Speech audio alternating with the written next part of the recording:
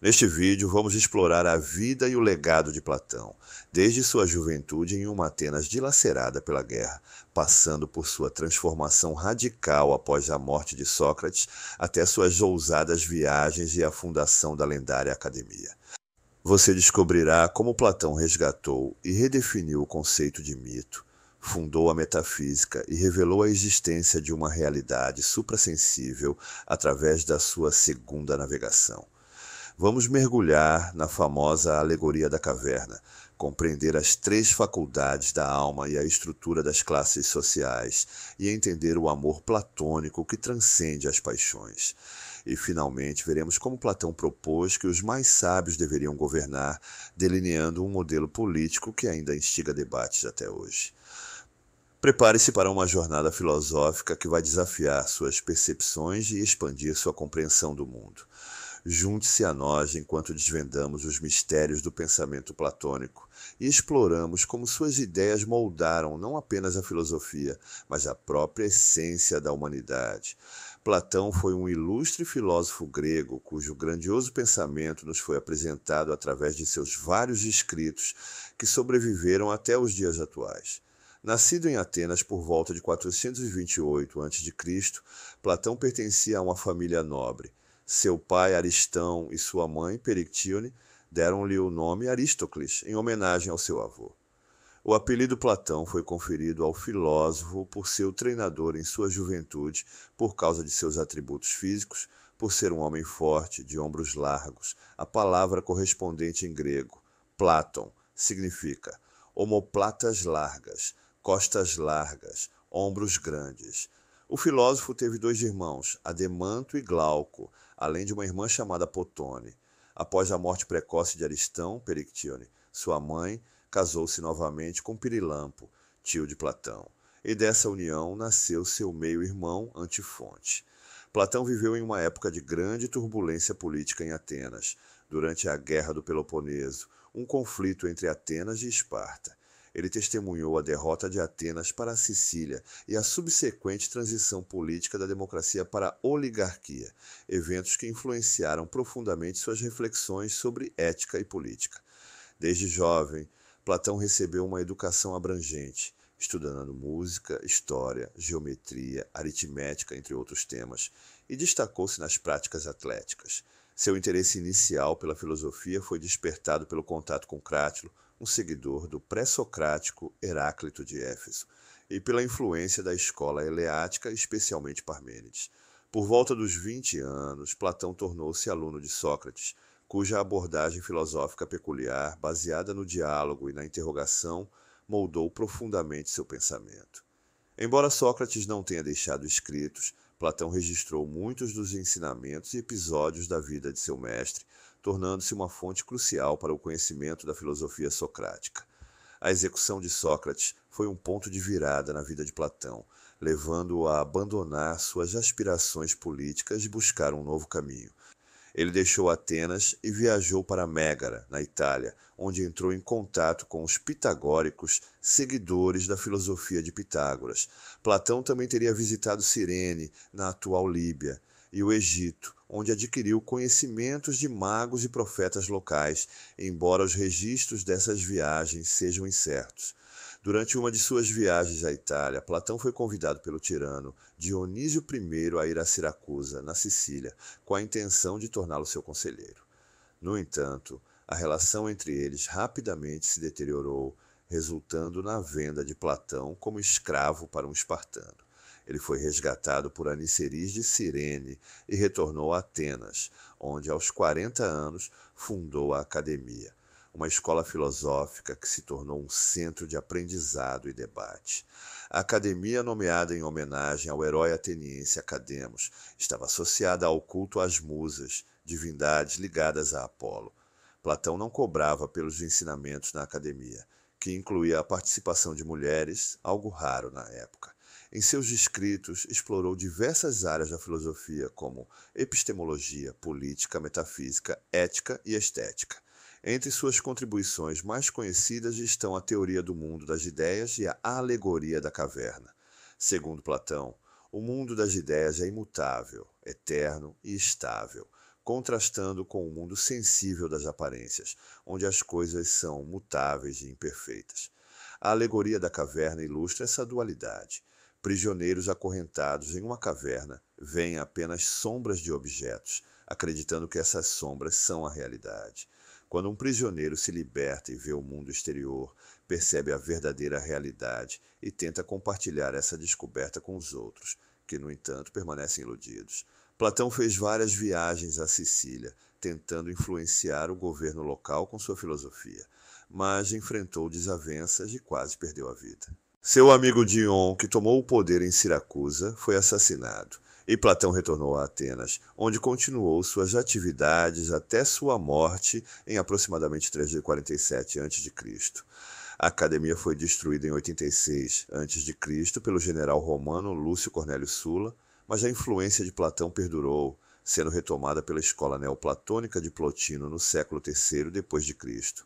Filósofos como Santo Agostinho e Henri Bergson foram profundamente influenciados por sua obra, que continua a atrair leitores e estudiosos ao redor do mundo.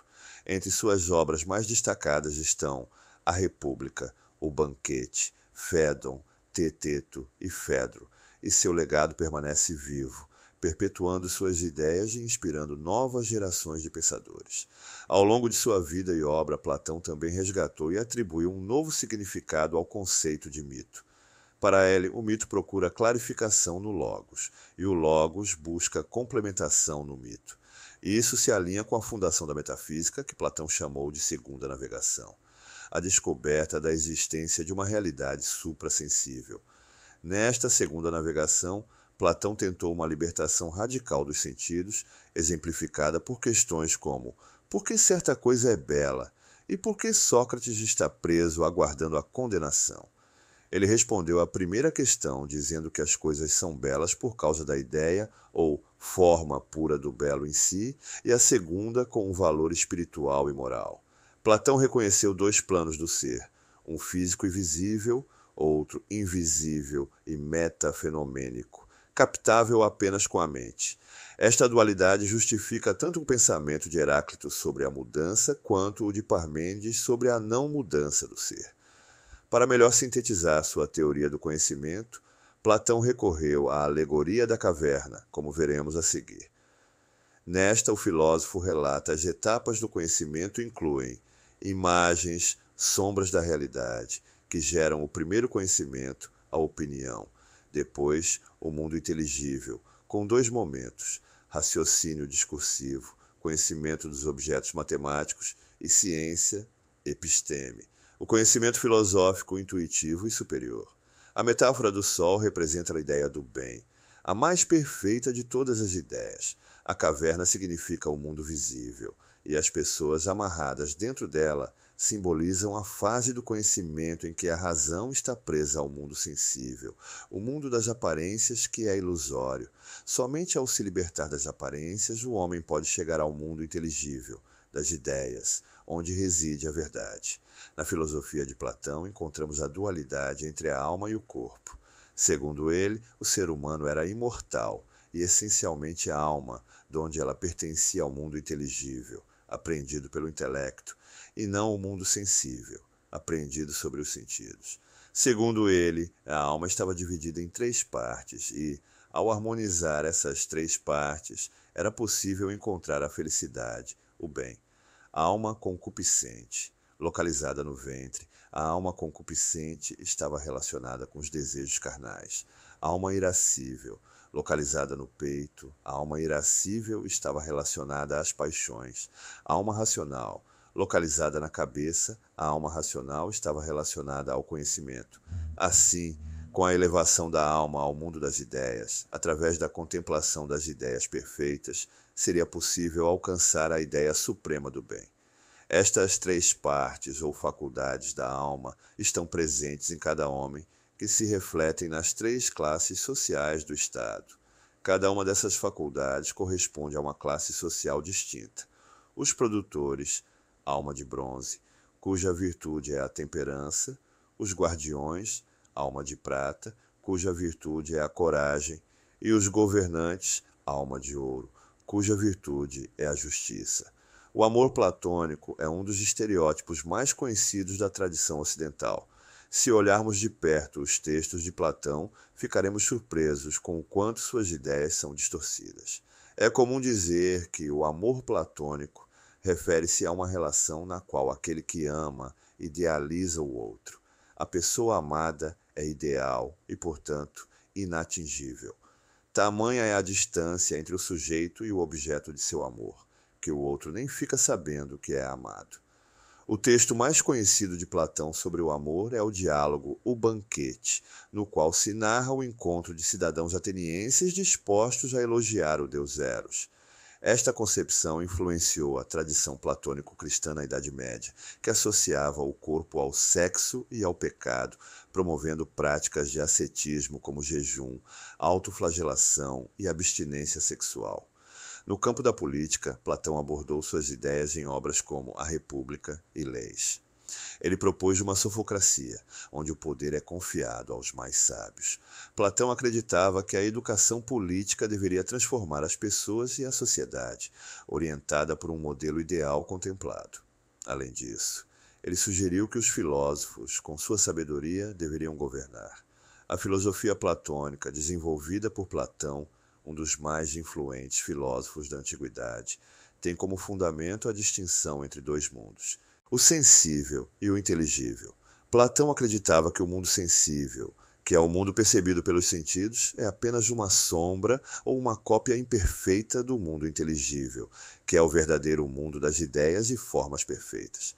Essa visão dualista da realidade é central para compreender o pensamento platônico e é ilustrada de forma magistral no célebre mito da caverna, apresentado em sua obra A República.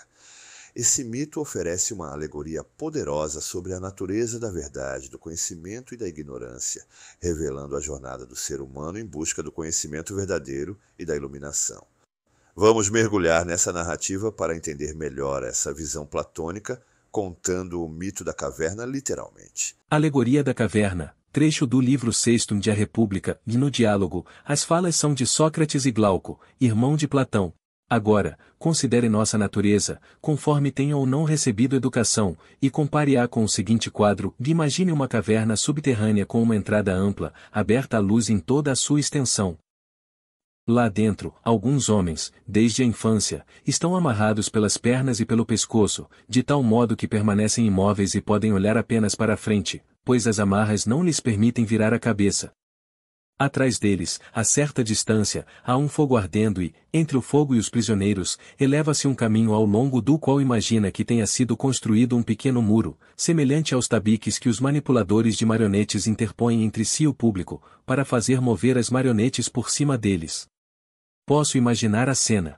Imagine também homens que passam ao longo desse pequeno muro, carregando uma enorme variedade de objetos cuja altura ultrapassa a do muro, estátuas e figuras de animais feitas de pedra, madeira e outros materiais diversos. Entre esses carregadores, há os que conversam entre si e os que caminham silenciosamente. Trata-se de um quadro estranho e de estranhos prisioneiros. Eles são como nós. Acreditas que tais homens tenham visto de si mesmos e de seus companheiros outras coisas que não as sombras projetadas pelo fogo sobre a parede da caverna diante deles? Ora, como isso seria possível se foram obrigados a manter a cabeça imóvel durante toda a vida? E quanto aos objetos transportados ao longo do muro, não viriam apenas suas sombras? Certamente. Mas, nessas condições, se pudessem conversar uns com os outros, não supões que julgariam estar se referindo a objetos reais ao mencionar o que vem diante de si? Necessariamente. Imagina agora o que sentiriam se fossem liberados de seus grilhões e curados de sua ignorância, na hipótese de que lhes acontecesse, muito naturalmente, o seguinte: se um deles fosse libertado e subitamente forçado a se levantar, virar o pescoço, caminhar e enxergar a luz, sentiria dores intensas ao fazer todos esses movimentos, e com a vista ofuscada, seria incapaz de enxergar os objetos cujas sombras ele via antes. Que responderia ele, na tua opinião, se lhe fosse dito que o que via até então eram apenas sombras e que, agora, alçando-se mais próximo da realidade, com os olhos voltados para objetos mais reais, possuía visão mais acurada? Quando, enfim, ao ser-lhe mostrado cada um dos objetos que passavam, fosse ele obrigado, diante de tantas perguntas, a definir o que eram, não supões que ele ficaria embaraçado e consideraria que o que contemplava antes era mais verdadeiro do que os objetos que lhe eram mostrados agora? Muito mais verdadeiro. E se ele fosse obrigado a fitar a própria luz, não acreditas que lhe doeriam os olhos e que procuraria desviar o olhar, voltando-se para os objetos que podia observar, considerando-os, então, realmente mais distintos do que aqueles que lhe são mostrados? Sim. Mas, se o afastassem dali à força, obrigando-o a galgar a subida áspera e abrupta e não o deixassem antes que tivesse sido arrastado à presença do próprio sol, não creis que ele sofreria e se indignaria de ter sido arrastado desse modo? Não creis que, uma vez diante da luz do dia, seus olhos ficariam ofuscados por ela, de modo a não poder discernir nenhum dos seres considerados agora verdadeiros? Não poderia discerni-los, pelo menos no primeiro momento. Penso que ele precisaria habituar-se, a fim de estar em condições de ver as coisas do alto de onde se encontrava. O que veria mais facilmente seriam, em primeiro lugar, as sombras, e em seguida, as imagens dos homens e de outros seres refletidas na água e, finalmente, os próprios seres. Após, ele contemplaria, mais facilmente, durante a noite, os objetos celestes e o próprio céu, ao elevar os olhos em direção à luz das estrelas e da lua, vendo-o mais claramente do que ao sol ou à sua luz durante o dia. Sem dúvida. Por fim, acredito, poderia enxergar o próprio sol, não apenas sua imagem refletida na água ou em outro lugar, em seu lugar, podendo vê-lo e contemplá-lo tal como é. Necessariamente. Após, passaria a tirar conclusões sobre o Sol, compreendendo que ele produz as estações e os anos, que governam o mundo das coisas visíveis e se constitui, de certo modo, na causa de tudo o que ele e seus companheiros viam dentro da caverna. É evidente que chegaria a estas conclusões. Reflete sobre o seguinte: se esse homem retornasse à caverna e fosse colocado no mesmo lugar de onde saíra, não creis que seus olhos ficariam obscurecidos pelas trevas como os de quem foge bruscamente da luz do sol? Sim, completamente. E se lhe fosse necessário reformular seu juízo sobre as sombras e competir com aqueles que lá permaneceram prisioneiros, no momento em que sua visão está obliterada pelas trevas e antes que seus olhos a elas se adaptem, e esta adaptação demandaria um certo tempo, não acreditas que esse homem se prestaria à irrisão? Não lhe diriam que, tendo saído da caverna, a ela retornou cego e que não valeria a pena fazer semelhante experiência? E não matariam, se pudessem, a quem tentasse libertá-los e conduzi-los para a luz? Certamente. É preciso aplicar inteiramente esse quadro ao que foi dito anteriormente, isto é, assimilando-se o mundo visível à caverna e a luz do fogo aos raios solares. E se interpretares que a subida para o mundo que está acima da caverna e a contemplação das coisas existentes lá fora representam a ascensão da alma em direção ao mundo inteligível, terás compreendido bem meus pensamentos, os quais desejas conhecer mais que só Deus sabe se são ou não verdadeiros. As coisas se me afiguram do seguinte modo: na extremidade do mundo inteligível encontra-se a ideia do bem, que apenas pode ser contemplado, mas que não se pode ver sem concluir que constitui a causa de tudo quanto há de reto e de belo no mundo visível. Esta ideia gera a luz e sua fonte soberana e, no mundo inteligível, ela, soberana, dispensa a inteligência e a verdade. É ela que se deve ter em mente para agir com sabedoria na vida privada ou pública. Concordo contigo, na medida em que consigo compreender-te. Assim, ao refletirmos sobre a grandiosidade do pensamento platônico, compreendemos que suas ideias transcenderam seu tempo e continuam a influenciar profundamente a filosofia contemporânea. A dualidade entre o mundo sensível e o inteligível, a teoria das ideias e a alegoria da caverna são conceitos que nos desafiam a buscar a verdade além das aparências, promovendo uma jornada de autoconhecimento e iluminação intelectual. Platão não apenas lançou as bases para diversas áreas do conhecimento, como a metafísica e a ética, mas também nos legou um modelo de pensamento crítico e uma visão de mundo que enaltece a busca incessante pelo saber. Em essência, a filosofia platônica nos inspira a olhar além das sombras e a perseguir o conhecimento verdadeiro, uma herança que permanece vital e relevante para a nossa compreensão da realidade e de nós mesmos.